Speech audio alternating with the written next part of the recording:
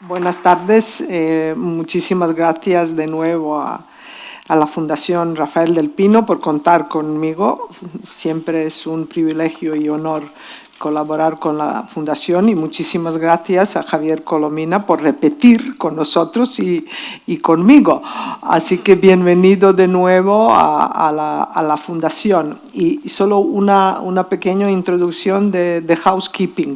Vamos a hablar como una hora y cuarto, Javier y yo, y luego últimos 20 minutos dedicaremos a vuestras preguntas, ¿no?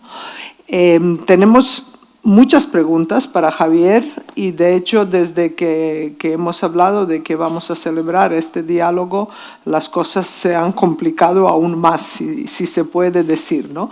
Hablar de la relación transatlántica siempre ha sido interesante, pero los últimos días es aún más. Así que vamos a empezar por algo muy sencillo, ¿no? Vamos a empezar por el principio.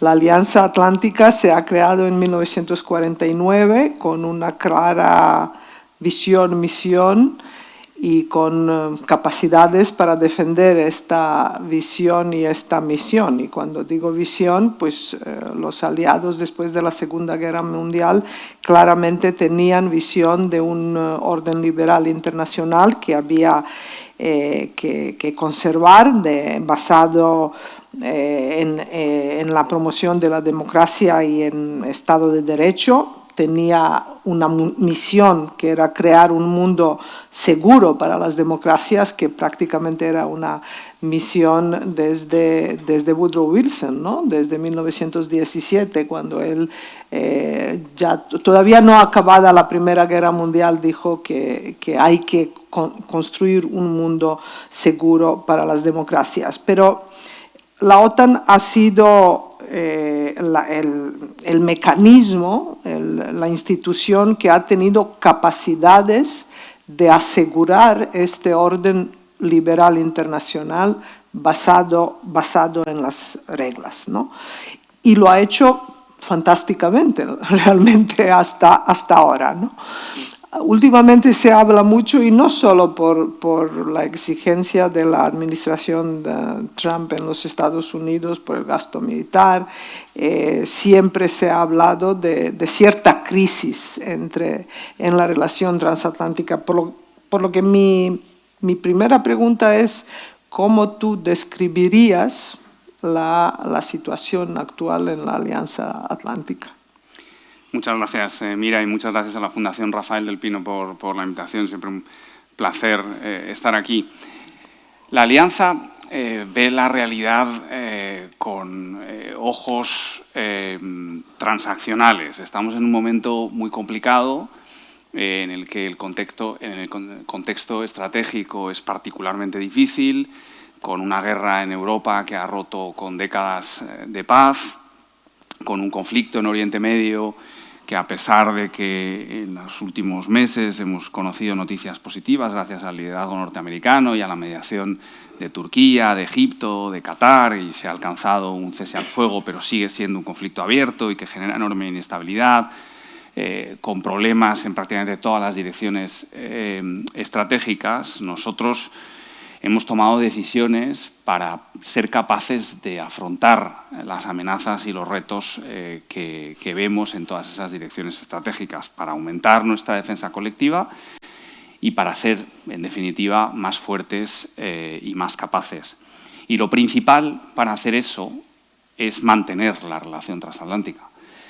Y a eso es a lo que nos hemos afanado, a lo que realmente en lo que invertimos la mayor parte de nuestros esfuerzos en general, pero claramente en donde nos hemos afanado en los últimos meses con la llegada de una nueva administración americana que tiene una serie de complejidades ante las cuales, en nuestra opinión y en la mía, humildemente, no queda otra que adaptarse. Yo siempre lo digo, que realmente es mucho más barato, mucho más fácil, por difícil que resulte, trabajar el vínculo transatlántico que buscar una alternativa. A día de hoy no hay tal alternativa en el ámbito de seguridad, en el ámbito de la defensa, en el ámbito de la tecnología, ni siquiera en el ámbito posiblemente económico, pero bueno, ahí es posible que se pueda matizar el comentario. Pero en el ámbito de seguridad no hay una alternativa y, por tanto, nosotros vemos que la alianza está en una situación razonablemente positiva, que nos ha llevado muchísimo trabajo estar en la posición en la que estamos ahora mismo. El reflejo posiblemente de todo ese trabajo ha sido la estrategia de seguridad nacional, que es complicada, que ha dado más de un sinsabor a muchos, pero que creo que la OTAN ha salido, está bien reflejada como prioridad nacional norteamericana. Creo que es el camino, con independencia de lo que muchos de nosotros pensemos, de lo que se hayan efectivamente tensado las relaciones internacionales con la llegada del presidente Trump, pero la realidad es que no hay alternativa al vínculo transatlántico, seguimos trabajando en ello y a día de hoy creo que hemos logrado mantener un compromiso norteamericano con la organización que represento y una organización con una vitalidad comparable a la que hemos tenido en las últimas décadas. Bueno, si yo he mencionado que teníamos visión, misión y capacidades, si acabas de decir, básicamente nuestra visión aquí y misión principal es mantener viva la relación transatlántica. Eso miramos como, primero, hay capacidades para eso, van más allá del gasto militar, de 5%, de 3,5 plus 1,5, pero sobre todo yo creo que la Alianza Atlántica, la OTAN, sin duda alguna, es la alianza militar más capacitada. De capacidades no me preocupo. Lo que sí me preocupo, y yo creo que este probablemente es el mayor problema o mayor punto delicado de la relación, es la cohesión política, porque sin Estados Unidos en la OTAN, sin liderazgo de los Estados Unidos en la OTAN, no hay alianza atlántica. En esto creo que estamos de acuerdo. Y sí que estoy de acuerdo, yo creo que la administración del presidente Trump claramente ha dicho que Europa no es su prioridad, que la guerra de Ucrania es una guerra europea, también estoy de acuerdo, pero que la Alianza Atlántica todavía sirve a sus intereses y yo creo que allí eso puede consolarnos, ¿no? Pero has mencionado el documento de estrategia de seguridad nacional. En breve se publicará la estrategia militar. Y lo que ya en alguna que otra conferencia en Washington se ha visto, y la decisión sobre todo del Congreso, está previsto que el Pentágono o el, ¿cómo se llama ahora? El Departamento de Guerra sí que ha planificado dar una partida de dinero tanto en la OTAN como para la guerra en Ucrania. ¿Son señales de que los americanos se van a quedar para ti? ¿Qué quiero decir? Aquí la única cuestión grave es, cuando se creó la OTAN, Lloyd Smiley dijo, es Americans in, Russians out and Germans down, ¿no? La clave es Americans in. Absolutamente. ¿Tú estás de acuerdo? ¿Cómo lo ves? Esa es la clave y la realidad es que la administración Trump es compleja. Eso no le cabe duda a nadie. En algunos aspectos puede llegar a ser impredecible, pero la realidad es que la administración norteamericana en ningún momento desde su llegada ha puesto en entredicho su compromiso con la OTAN. Así como en el primer mandato de Trump sí lo hizo el presidente en varias ocasiones, en este segundo mandato en ningún momento lo hizo. Sí que, por ejemplo, tenía amplísimas dudas con respecto al papel que Estados Unidos debía jugar con respecto al apoyo a Ucrania. Y nosotros, la OTAN, poco a poco fuimos convenciendo a los americanos que había modalidades para seguir apoyando a Ucrania sin necesidad de mantener el mismo tipo de compromiso directo que había tenido la administración demócrata del presidente Biden. donde hace 9 meses parecía impensable que los americanos siguieran contribuyendo al esfuerzo bélico ucraniano, hoy en día, a través de esta nueva iniciativa que lanzamos después del verano, el PEARL, famoso Priority Ukraine Requirement List, hemos sido capaces de involucrar a los americanos. Efectivamente, es dinero canadiense y europeo para comprar equipamiento militar norteamericano que los europeos no son capaces de producir, pero que es absolutamente esencial para mantener a los ucranianos en la guerra.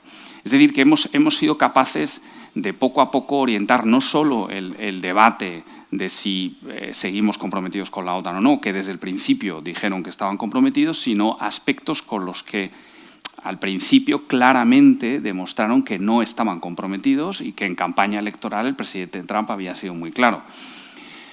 Luego, Estados Unidos es un animal muchísimo más complejo que la Casa Blanca, que incluso el Pentágono, el Departamento de Estado. Yo siempre pongo el ejemplo de Pete Hegseth, que es el secretario de Guerra, que dice muchas cosas y muchas de ellas, sin duda alguna, terminarán siendo instrucciones para su amplísimo departamento, pero tenemos muchísima relación con muchos de los que son realmente warfighting commanders, desde SACEUR hasta AFRICOM, AFRICOM por mi función en el sur, y su visión es mucho más parecida a la visión que nosotros sostenemos en la OTAN. Estados Unidos, sin lugar a dudas, va a proceder a una retirada, pero una retirada parcial que tenemos que balancear con una presencia mayor de europeos y de canadienses, no solo en el flanco oriental, sino en general en prácticamente todos los frentes. Ese es el objetivo. Yo no veo, honestamente, a Estados Unidos retirándose y dejando un vacío detrás. Yo veo a Estados Unidos con una cierta retirada que acompase una llegada y un mayor liderazgo europeo y canadiense, que por otro lado, en muchos aspectos, tiene sentido. Las decisiones norteamericanas un poco destinadas a proteger las prioridades nacionales y a reorientar su política exterior al margen de Europa no vienen de Trump. Como bien sabes, el primero que habló del Pivot to Asia era Obama. Las prioridades nacionales han estado en la base de la política exterior norteamericana desde hace ya 15 o 20 años. Es verdad que las formas y la manera de ser transaccional que tiene esta administración norteamericana es distinta.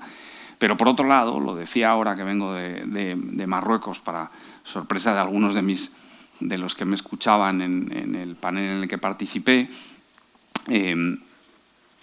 la administración norteamericana posiblemente más transaccional que hemos visto, que más defiende el America First que hayamos visto nunca, está más presente en los conflictos globales y tiene más influencia en la resolución de conflictos globales que ningún otro actor en el mundo.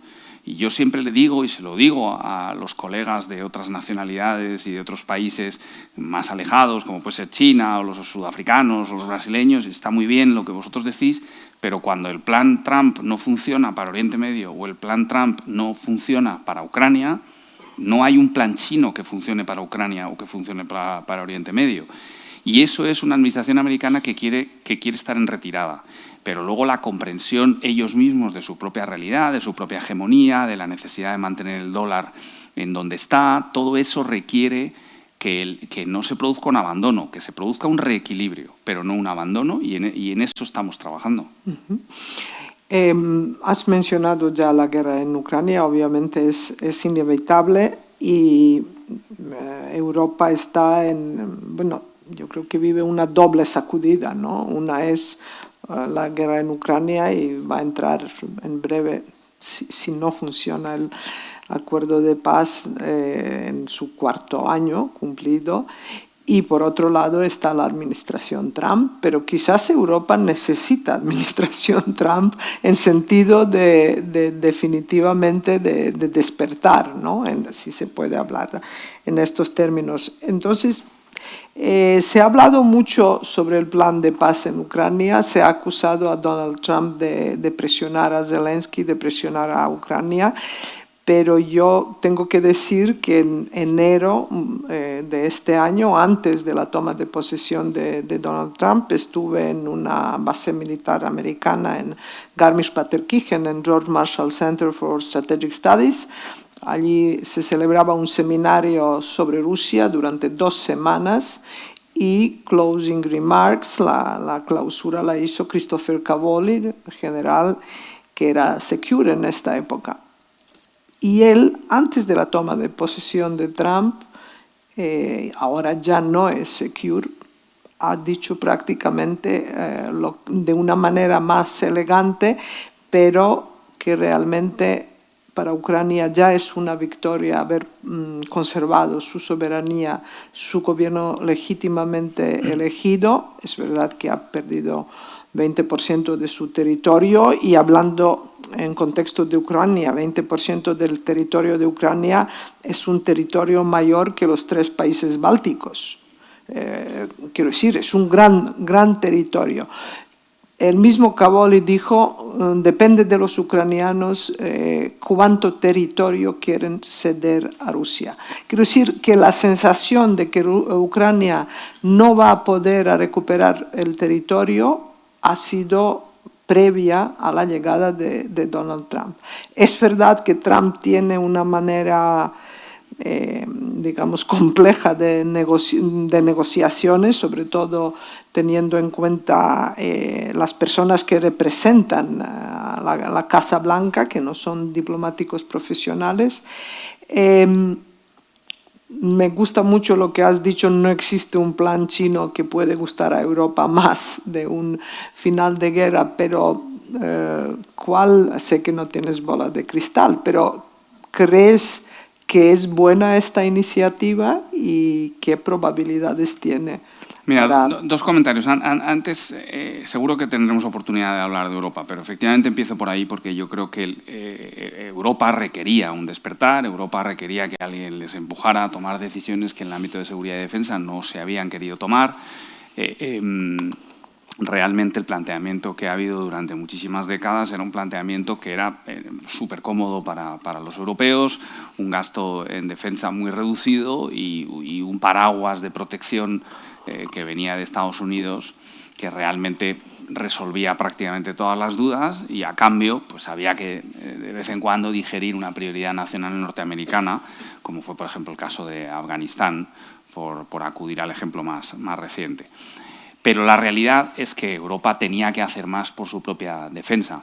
Eso, en mi opinión, es absolutamente compatible con que el vínculo transatlántico sea la esencia de nuestra defensa colectiva. No solo es compatible, sino que necesariamente tiene que ser compatible porque no hay una alternativa a la defensa colectiva que proporciona la OTAN gracias a la presencia de Estados Unidos, por mucho que la Europa de la defensa crezca, al menos en los 20 o 30 próximos años.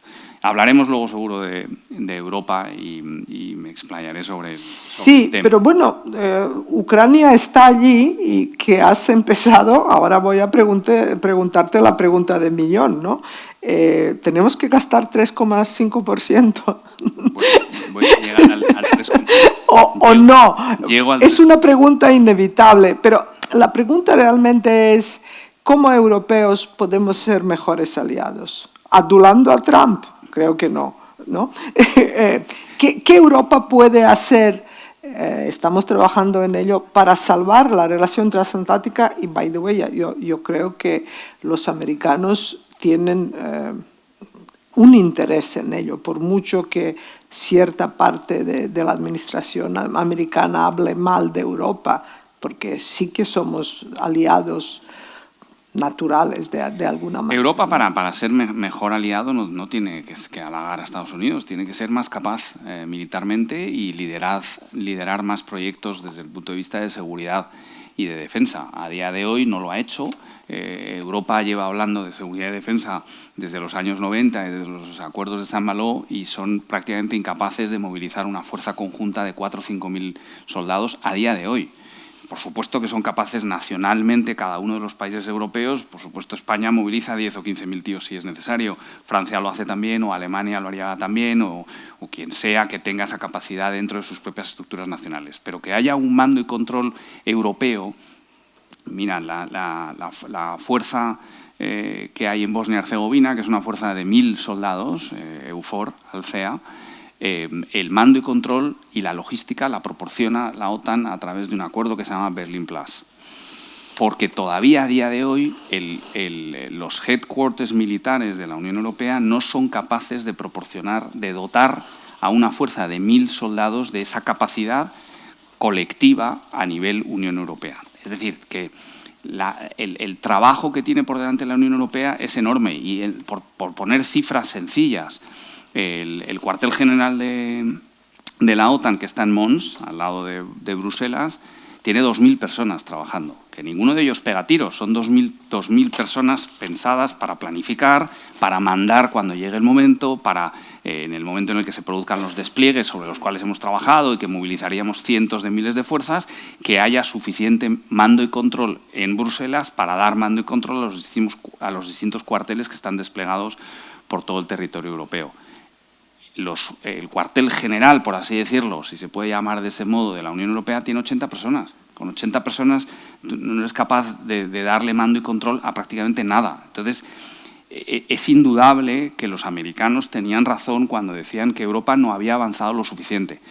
Pero una Europa de la defensa fuerte es buena para una alianza transatlántica fuerte. Pero ¿habrá europeización de la OTAN entonces? Yo creo que va a haber una cierta europeización de la OTAN, sí, efectivamente. Yo creo que va a haber las necesidades posiblemente convencionales queden más en manos de los europeos que de los americanos. Hoy en día los americanos tienen desplegados 80.000 soldados en Europa. Quitando Francia, que tiene 25.000 soldados desplegados en el mundo, el siguiente país europeo que más soldados tiene desplegados en el mundo son los ingleses, los alemanes o los españoles, que no llegamos a 4.000. Estados Unidos tiene 80.000 desplegados en Europa y decimos que a Estados Unidos no le importa Europa. Entonces, ¿a nosotros qué nos importa el mundo? Si desplegamos 4 o 5.000 tíos en todo el mundo mundial. Y eso es en Europa, donde tiene 80.000 tíos. Ya sabemos que tienen cientos de miles si sumas los que tienen desplegados en todos los sitios del mundo. Con lo cual yo creo que Europa les va a seguir importando, pero hay que reequilibrar esa balanza y además yo creo que por nuestro propio bien Europa tiene que tener mayores capacidades de seguridad, mayores capacidades defensivas y mayores capacidades colectivas, que es lo que a día de hoy le falta a Europa. Tener que poner ese compromiso conjunto. La Unión Europea es una creación maravillosa, que ha dado muchísimo desde el punto de vista económico, socioeconómico e incluso político, pero que tiene claras carencias en materia de política exterior y sobre todo en materia de política de seguridad.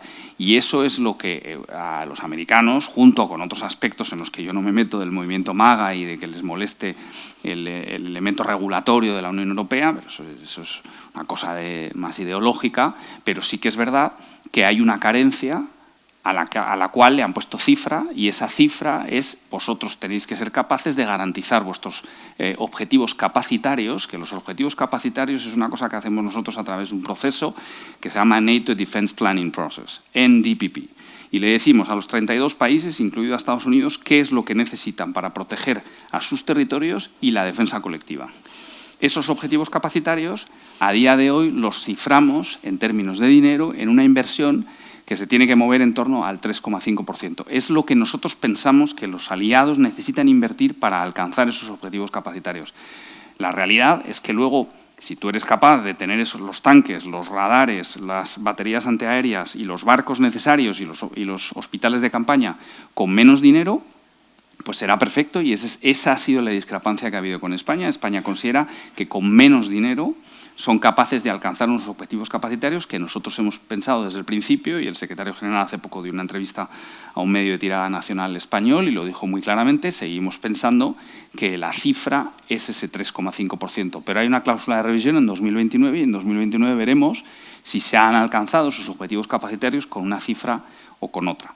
Vuelvo a lo de Ucrania porque no he llegado a responder. Sí. ¿El plan es bueno o el plan es malo? Yo nunca diré que todo lo que hace Trump es bueno, por supuesto, y la presión que metió a Ucrania desde el principio es algo que nosotros hemos tratado de diluir, hemos tratado de que los americanos poco a poco comprendieran cuáles eran las necesidades ucranianas, que poco a poco empezaran a utilizar un lenguaje que era el que nosotros utilizábamos, una paz justa y duradera, una Ucrania soberana. Todo eso lo han ido incluyendo en su propio vocabulario.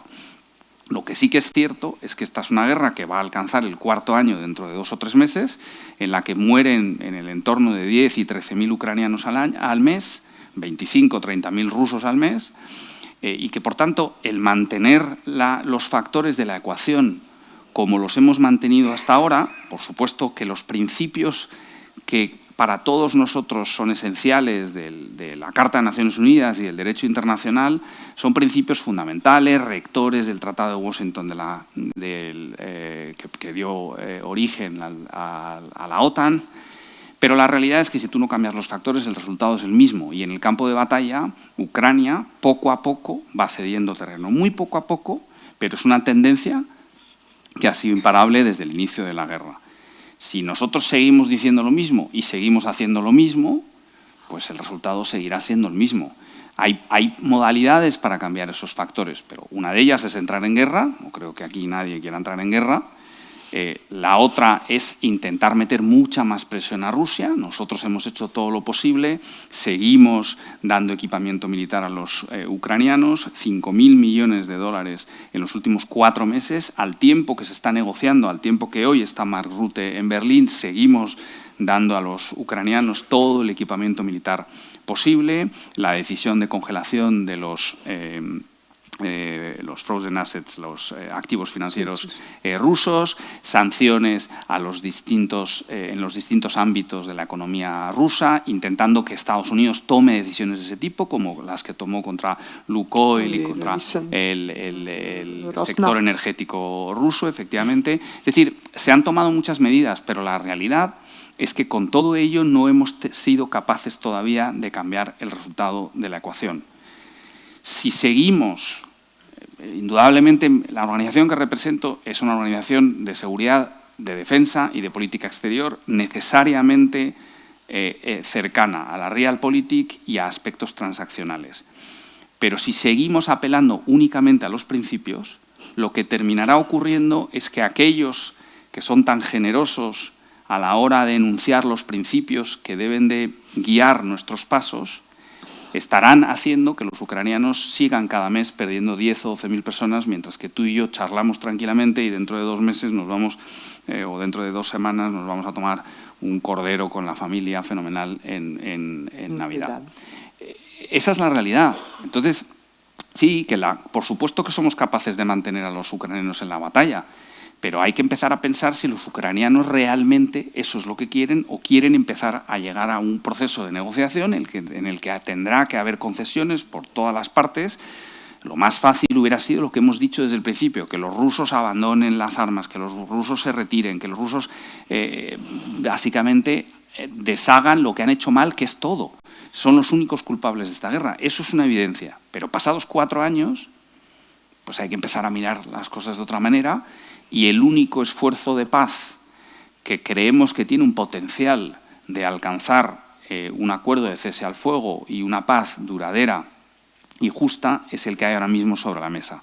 De los 28 puntos iniciales, que era un acuerdo francamente malo y que nosotros se lo dijimos a los americanos, y desde entonces Rutte ha hablado con el presidente Trump cada 2 días, y con Witkoff, y con Kushner, y con todos los que están metidos en ese proceso de paz, pues se han salvado muchas cosas, desde que la arquitectura de seguridad europea es algo que tenemos que decidir en la OTAN y en la Unión Europea, los aspectos que afecten a la Unión Europea, que la paz tiene que ser justa y duradera, que tiene que haber garantías de seguridad importantes, y todavía quedan un par de elementos conflictivos, pero ayer ya Zelensky empezó a decir que hay algunos elementos de ese acuerdo de paz que hace un tiempo hubieran parecido imposibles, pero como siempre son de imposibles las negociaciones que ponen final a una guerra, que siempre son duras, que siempre son complejas y en las cuales al final pues hay que tener muy claro qué es lo que se busca. Y aquí lo que todos buscamos es que los ucranianos terminen teniendo un Estado soberano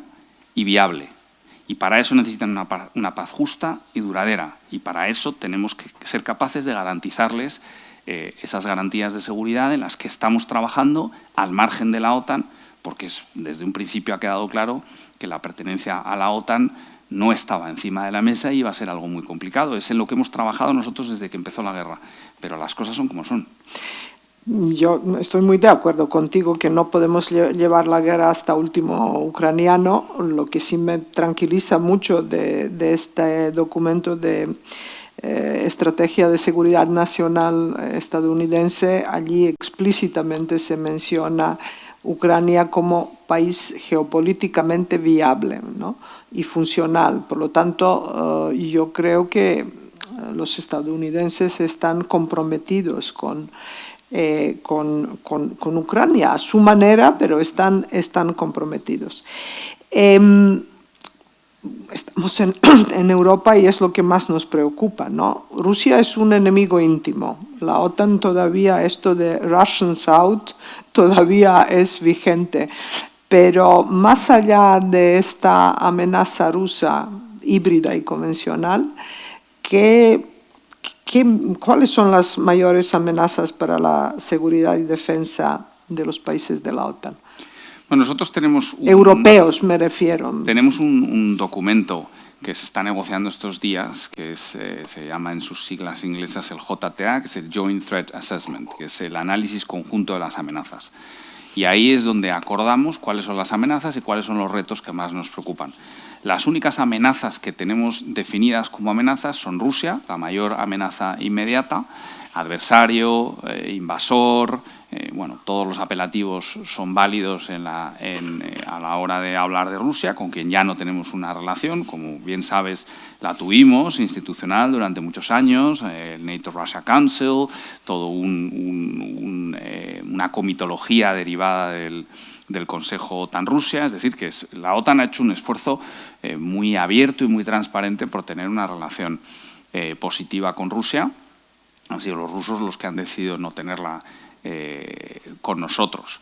La segunda amenaza es el terrorismo, que es la principal amenaza asimétrica. Y al margen de esas dos amenazas, que tienen respuestas muy distintas, como es lógico, hay muchísimos retos que nos preocupan, desde el reto securitario que nos plantea China, actores estatales que últimamente nos han complicado muchísimo el escenario estratégico, como Corea del Norte, como Irán, que además han alineado sus esfuerzos de apoyo a Rusia. China, no cabe duda, que es el facilitador más decisivo que hay en la guerra y que ha facilitado el esfuerzo bélico ruso.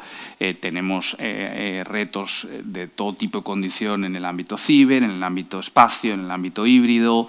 Geográficamente, si nos movemos en otros ámbitos, el Sahel, yo diría que es de las regiones, la región más frágil del mundo y posiblemente desde el punto de vista de una región en la que se concentra un poco todo lo malo que uno puede encontrar, posiblemente la más preocupante que tenemos en nuestro vecindario y a la que yo además me dedico en mi función de representante especial para el sur. Es decir, es un momento geoestratégico único por lo complicado que es, por lo frágil que es, y es en un ámbito como este en el que yo creo que es necesario hacer un esfuerzo mayor del que nunca se ha hecho. La respuesta a ese escenario tan conflictivo, a todas esas amenazas, esos retos que he mencionado, fueron las decisiones que tomamos en La Haya y el famoso 5% del que hemos hablado antes. Pero también la respuesta a todo eso tiene que ser un esfuerzo colectivo de la Unión Europea y un esfuerzo colectivo de la OTAN. Nosotros lo tenemos muy claro, creo que hemos tomado las medidas necesarias para enfrentarnos a todas esas amenazas.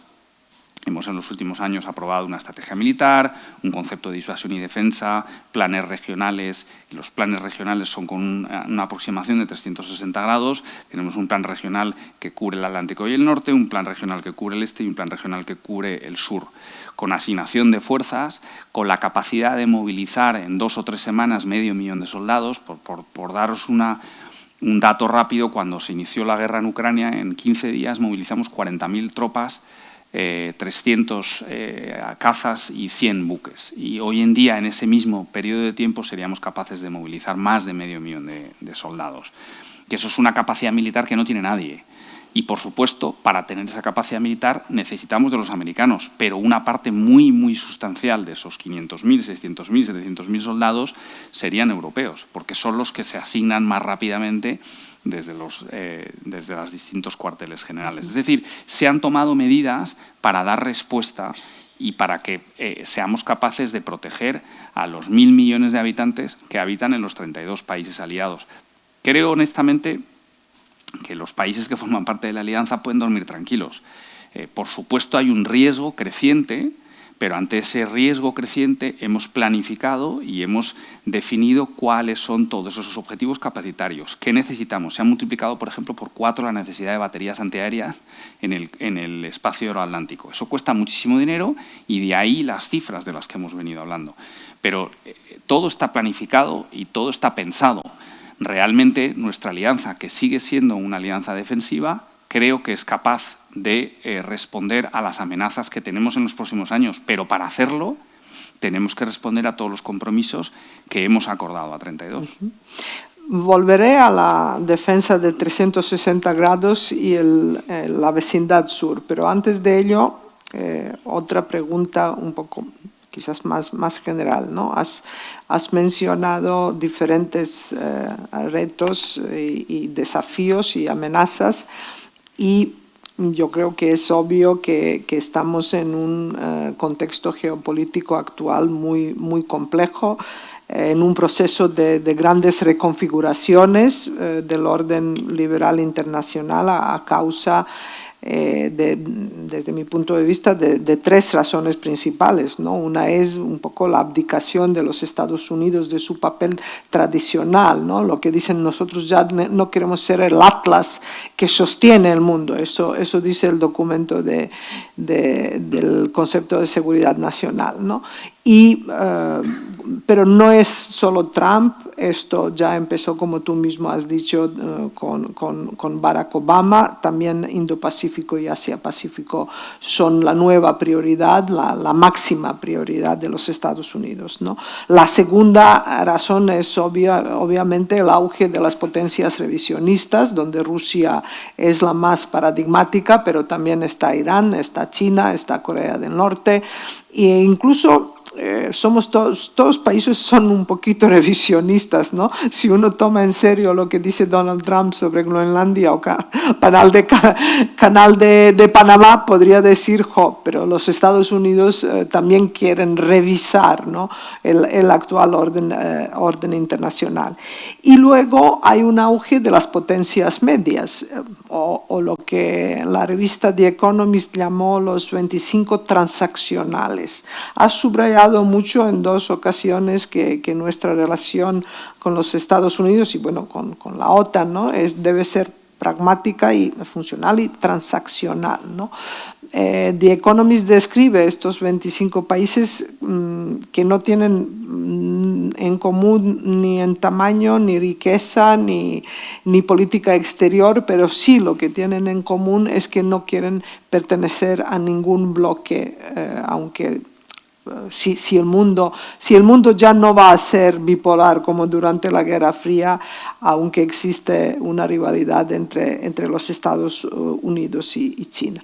La primera consecuencia de esto es una mayor inseguridad e incertidumbre, y estamos a un momento y esta es un poco pregunta, estamos en el momento de la vuelta de verdad de la rivalidad entre las grandes potencias, de equilibrios de poder en sentido de realpolitik, y cómo, si estás de acuerdo que estamos, en cualquier caso estamos en un momento geopolíticamente hablando muy complejo, y la Alianza Atlántica hasta ahora ha demostrado una extraordinaria capacidad de adaptación, ¿no? ¿Cómo se va a adaptar la OTAN, digamos, a este contexto más amplio, ¿no? La Alianza Atlántica se llama Atlántica porque está en el Atlántico, ¿no? Pero es verdad que hay que en el Indo-Pacífico y Asia-Pacífico es donde empieza a ocurrir prácticamente todo, ¿no? ¿Piensa la OTAN adaptarse a tan banda ancha en el contexto? ¿Tiene tan banda ancha para ir adaptándose a ello? ¿Esa ambición de la OTAN? ¿Va a haber una OTAN global? Me has hecho muchas preguntas. Son muchas, pero bueno, voy a tratar, elige alguna. Voy a tratar. Empezando por si estamos en un momento en un mundo de grandes potencias. Yo creo que estamos en un mundo transaccional, en el cual efectivamente el multilateralismo está viviendo un momento difícil, particularmente el onusiano, que es la organización de la cual nos dotamos después de la Segunda Guerra Mundial y la que nos representa a todos globalmente. Yo trabajé muchos años en ese ámbito y es una organización que aprecio mucho y que creo que es importante el papel que juega y hay que intentar revitalizarla al máximo. La Unión Europea tampoco vive sus mejores momentos desde el punto de vista de su vitalidad como organización multilateral. Creo que la OTAN, en cierto modo, ha sido capaz de adaptarse mejor a este mundo más transaccional, también porque somos menos multifacéticos. Tenemos, como he dicho antes, política exterior y política de defensa como las dos patas de nuestra actividad. Yo creo que estamos en un mundo transaccional, en un mundo en el que en realidad el nombre del juego es más bien el interés nacional. Tanto de los países pequeños como de los medianos como de los grandes, lo que les motiva a actuar de una manera o de otra no es la política de bloques, es una política de interés nacional. A mí me pasa continuamente en los países que visito, que me reúno con el ministro de Asuntos Exteriores egipcio, por darte un ejemplo, y el día anterior se ha reunido con Lavrov y el día siguiente se reúne con Wang Yi. Y no pasa nada, hay que ser capaces de aceptar que no pasa nada, que cada uno tiene su espacio y que ese espacio lo que hay que hacer es trabajarlo de la mejor manera posible para tratar de expandirlo, para tratar de generar una dependencia, presentar una oferta que sea suficientemente atractivo y que estos países, en lugar de poco a poco ir posicionándose en un grupo de países más distantes a nuestros principios, a nuestros valores y también a lo que a nosotros nos interesa económica y políticamente, pues se acerquen más a nosotros. Pero creo que es más ese interés nacional el que define las políticas exteriores de la mayoría de los países, que las llaman en inglés esta frase tan bonita de multi-vector foreign policy, que verdaderamente quiere decir que me voy a la cama con quien quiero en el momento en el que quiero, ¿no? Pero bueno, y no me caso con nadie. Efectivamente. En cuanto al papel de la OTAN, la OTAN, he dicho antes que tiene un carácter defensivo y tiene un carácter regional y no va a perder ni lo uno ni lo otro. La OTAN está muy definido cuál es su ámbito de competencia, el área de responsabilidad de SACEUR, que está muy claramente definida, y es la región euroatlántica. Pero es verdad que muchas de los retos, más que de las amenazas que vemos en el mundo, no tienen una definición geográfica, lo híbrido, lo ciber. Es verdad que algunos de los retos securitarios, como China, nos tocan directamente, porque sufrimos ataques híbridos o ciber permanentemente que vienen de tierras asiáticas. Y es verdad que hay algunos elementos de la política internacional que tienen puntos particularmente de inflexión en otras regiones, como por ejemplo puede ser el caso de Taiwán, que es un choke point en el que efectivamente, a muy mal dadas las cosas, se podría producir una conflagración, y en una conflagración en la que entrara Estados Unidos, la OTAN siempre se vería implicada, de una manera o de otra, porque nos dirían que el teatro europeo es lo que hagáis vosotros para que yo me pueda concentrar allí, o porque os voy a pedir ayuda porque tenemos todos que echar una mano. De una manera o de otra tenemos que estar pendientes de todas esas regiones, y lo hacemos a través de los socios que tenemos. Tenemos 35 socios que van desde Colombia hasta Nueva Zelanda, 12 en el sur, que son de los que yo me ocupo directamente en mi función de representante especial para el sur, pero en mi función de vicesecretario general adjunto me ocupo también de los otros socios, con menos intensidad porque no puedo estar en todos sitios, pero al final nos preocupa mucho y tenemos que ser capaces de tener una mirada global, aunque lo que realmente nos define es la protección de la región euroatlántica, y así seguirá siendo. Bueno, ahora vamos a lo que nos toca, lo que es tu trabajo, uno de tus trabajos principales, y lo que nos toca muy de cerca, teniendo en cuenta que estamos en España, ¿no? Es la llamada, la vecindad sur de la OTAN está muy cerca de España, pero vamos a empezar por el concepto, ¿no? Que hay es un concepto impreciso realmente porque hay muchas diferencias entre los países, las regiones del norte de África, Oriente Medio y el Sahel. Estoy muy de acuerdo que el Sahel es este agujero negro que nos afecta también por cercanía, pero también toda la estabilidad mundial, ¿no? Sin embargo, aunque estas regiones se distinguen mucho entre sí, también comparten algunas características comunes, hay varias.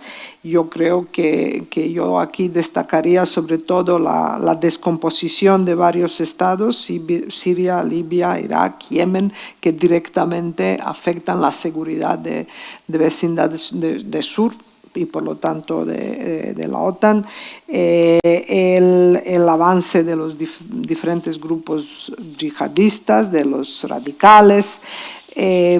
Hay varias características compartidas, ¿no?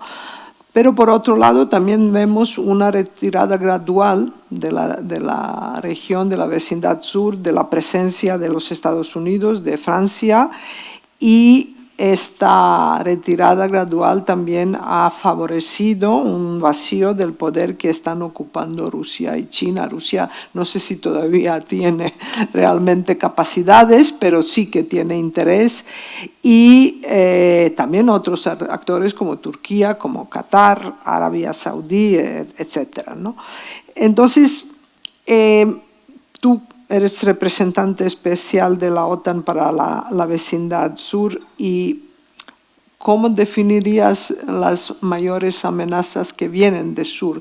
Me has dicho, hemos hablado de Rusia como enemigo íntimo, has mencionado terrorismo como otra gran amenaza. Yo no he oído que de Sahel, por ejemplo, vienen terroristas, pero sí de Oriente Medio y de norte de África. Y sobre todo, y antes de ello, ya ves que pregunto varias preguntas a la vez, ¿no? ¿Por qué hablamos de flanco oriental y la vecindad sur? Sé por qué, pero la amenaza del flanco oriental es convencional y la de flanco sur es asimétrica y diferente, ¿no? Pero si puedes profundizar un poco en ello porque llama la atención esta definición. Está en el origen, en realidad, de la relación que tenemos con el sur, que es una relación que se apoya en los retos que vemos en el sur, pero también en las oportunidades, mientras que en el flanco este, básicamente lo que vemos a día de hoy es una amenaza securitaria. No hay oportunidades a día de hoy en ese flanco, mientras que en el sur el origen es una relación que tiene 30 años con los países del diálogo mediterráneo, que son 7 desde Mauritania hasta Israel, pasando por Magreb y Masrek, y los 4 del Golfo más Irak, con los que tenemos una relación de hace 20 años. Y es una relación en la que se ha tratado de construir partenariados que van más allá del hecho de que vemos amenazas en ese territorio. Tratamos de hablar de amenazas compartidas, de un trabajo conjunto para que estos países tengan mejores capacidades para defenderse y a través de esas mejores capacidades en realidad aumente nuestra seguridad. Es verdad que la nueva administración americana es mucho más transaccional y hablamos más últimamente del flanco sur por apelar al elemento que realmente más impacta en nuestra defensa colectiva, en nuestra seguridad, que es el ángulo terrorista, que es la parte de la competición geoestratégica, la presencia de Rusia y de China. Pero indudablemente en el sur también vemos muchísimas oportunidades. Tú has mencionado muchos países en descomposición, los hay que están en descomposición, los hay otros en los que claramente están en composición. El caso de Irak es un país que está saliendo adelante después de un par de décadas muy complicadas, donde tenemos 700 soldados desplegados en una misión de no combate y de asesoramiento que está funcionando muy bien, y con un país que acaba de celebrar elecciones sin ningún altercado, donde va a haber un cambio de gobierno seguramente sin mayor dificultad, lo cual es mucho decir en Irak, donde estábamos hace unos pocos años. El caso de Siria, que hasta hace nada era un baño de sangre y una guerra civil terrible y ahora mismo están en un proceso esperanzador, complicado, como todos los procesos de salida de muchos años de guerra civil, pero es esperanzador. Un Irán fragilizado por varios motivos, entre otras cosas por la caída de la Siria de Assad, por la fragilización de Hezbollah y, por tanto, también una oportunidad que ofrece el Líbano para aumentar la estabilidad de una región que en sí es conflictiva. Pero ese es el motivo por el que hablamos de vecindario sur, que es una palabra que, la verdad, intercalamos con la de flanco sur también a menudo. Y es verdad que son regiones muy dispares, pero así se quiso definir, también porque tenemos menos medios de los que tiene la Unión Europea. Se quiso también integrar el concepto del sur, tiene su utilidad. La verdad, confieso que en mi relación con la Unión Europea, que es muy buena, pero tengo como 5 o 6 interlocutores distintos, cada uno para un trozo de lo que yo llevo, y ellos mismos me dicen muchas veces qué suerte tienes tú que tienes como coherencia en tu análisis geoestratégico. Nosotros, yo me tengo que parar, yo no llego a Sudán porque en Sudán empieza la del Cuerno de África, yo no llego a Oriente Medio porque empieza el representante especial de Oriente Medio, y yo no llego al Golfo porque ahí empieza Luigi Di Maio, que es el representante especial del Golfo. Con lo cual tiene sus ventajas, pero también sus inconvenientes. Cierto que ha habido una retirada de Occidente en algunos de los entornos menos permisivos, y en particular en el Sahel, donde el esfuerzo francés, que fue admirable en soldados, en inversión económica y también en inversión de sangre, la operación Barkhane, que movilizó hasta 5.000 soldados en el Sahel, pues después de la retirada no hubo un seguimiento por parte de nadie. La Unión Europea pues tomó la decisión básicamente de retirarse. Estados Unidos ha seguido más presente que ninguno de los otros actores occidentales. A pesar de la actual retirada, está más presente a través de AFRICOM de lo que estamos ninguno de los demás.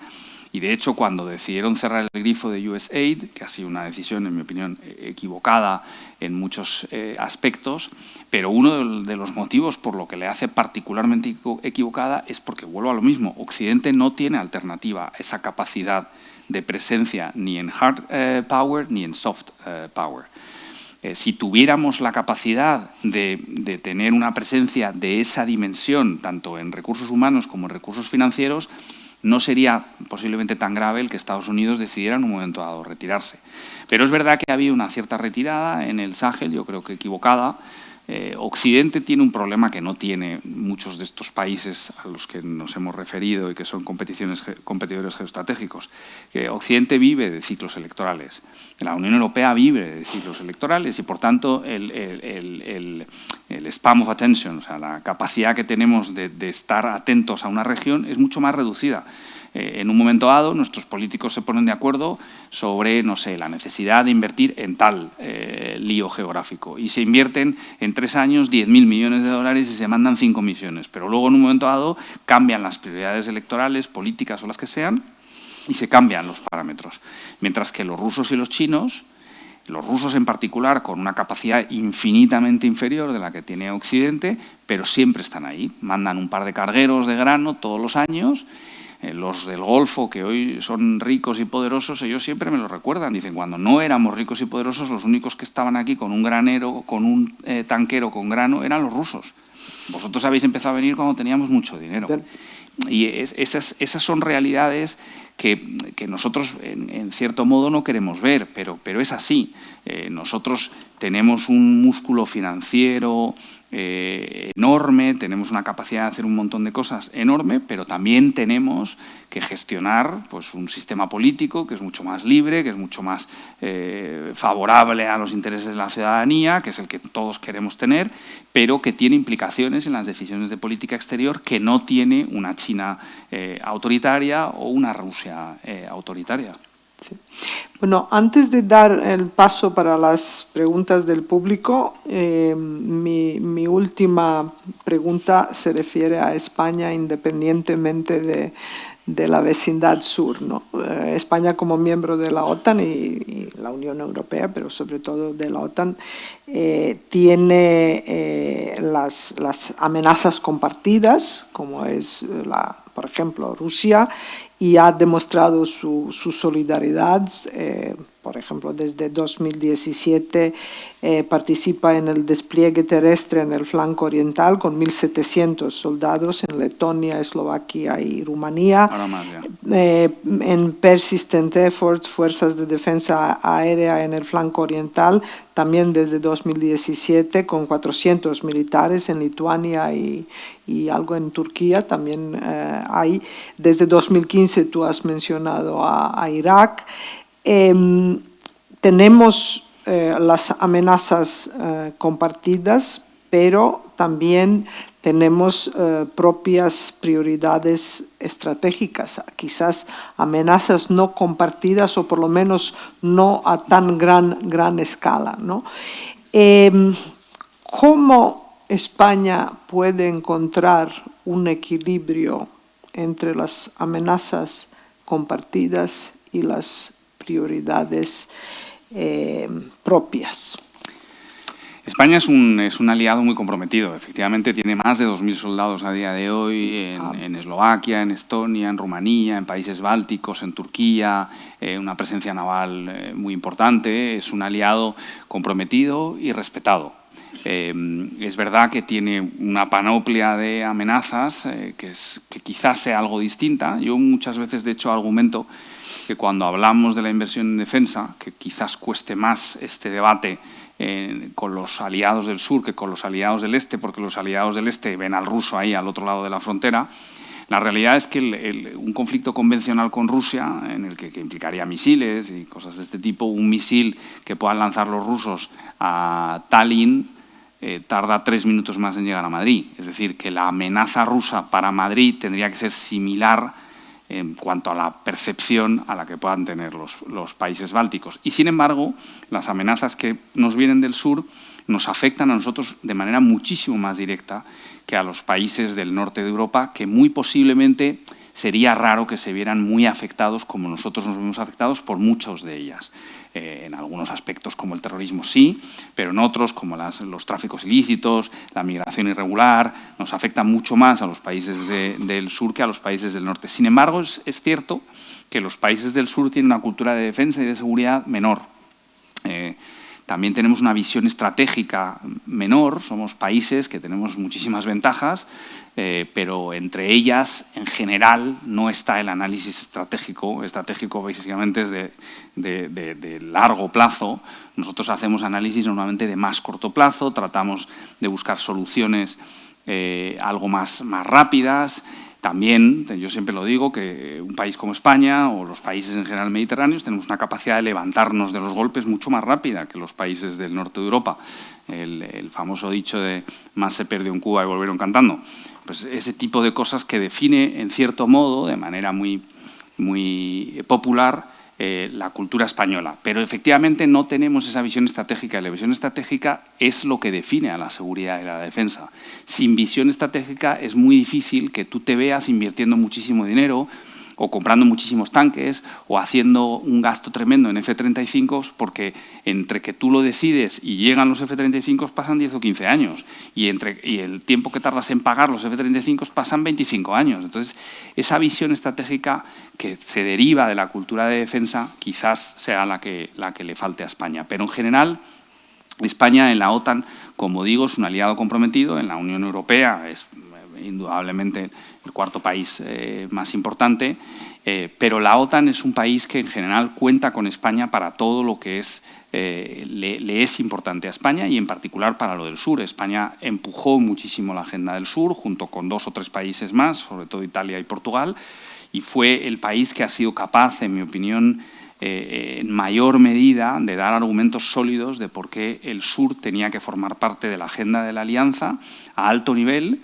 Quizás las prioridades centrales de la alianza hoy son las que son, siempre defensa colectiva, inversión en defensa, esto en los últimos meses en particular, y el apoyo a Ucrania desde que empezó la guerra. Y esas prioridades centrales seguirán siendo centrales, pero la cuarta dimensión prioritaria, si hubiera que añadir una cuarta, o la más cercana a ser una cuarta, es el sur, donde ya hay una masa crítica de países que comprenden que efectivamente esas amenazas son amenazas que nos van a acompañar durante muchísimo tiempo y que, a diferencia de la guerra en Ucrania, que por difícil que sea, encontrará un fin de una manera o de otra, y ojalá todos esperemos que sea una manera que sea justa, duradera y con una Ucrania soberana y viable, es difícil a día de hoy de ver el final de los problemas, por ejemplo, que uno encuentra en el Sahel, donde prácticamente a mí me es imposible decir a día de hoy cuál es la solución a todos esos problemas, y en cualquier caso la solución vendría acompañada de muchos medios, pero sobre todo de mucho tiempo. Pues bueno, Javier, muchísimas gracias, y yo me quedo que podemos dormir tranquilamente, sobre todo sabiendo que tenemos un representante de España en la OTAN como tú, y desearte que lo pases muy bien con tus compañeros de la mili. Nada más. Gracias. Muchas gracias.